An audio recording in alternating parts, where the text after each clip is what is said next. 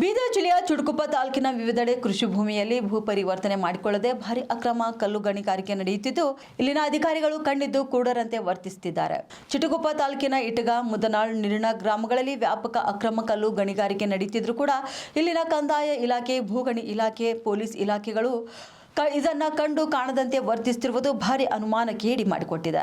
ಚುಟುಕುಪ್ಪ police ಠಾಣೆಯ ಇಟಗ, ಮನ್ನಕಿಳಿಯ police ಠಾಣೆಯ ವ್ಯಾಪ್ತಿಯ ನಿರ್ಣ ಗ್ರಾಮಗಳಲ್ಲಿ ಅವ್ಯಾಹತವಾಗಿ ಕಲ್ಲು ಗಣಿಗಾರಿಕೆ ನಡೆಯುತ್ತಿದ್ದು ಯಂತ್ರಗಳ ಮೂಲಕ ಭೂಮಿಯನ್ನ ಲಾರಿಗಳ ಮೂಲಕ ಕೆಂಪು ಕಲ್ಲುಗಳನ್ನು ಸಾಗಿಸುತ್ತಿದ್ದು ಇಲ್ಲಿನ ಭೂಗಳರು ಫಲವತ್ತಾದ ಭೂಮಿಯನ್ನ ಬರಡಾಗಿಸುತ್ತಿದ್ದಾರೆ ಎಂದು ತಿಳಿದು ಬಂದಿದೆ.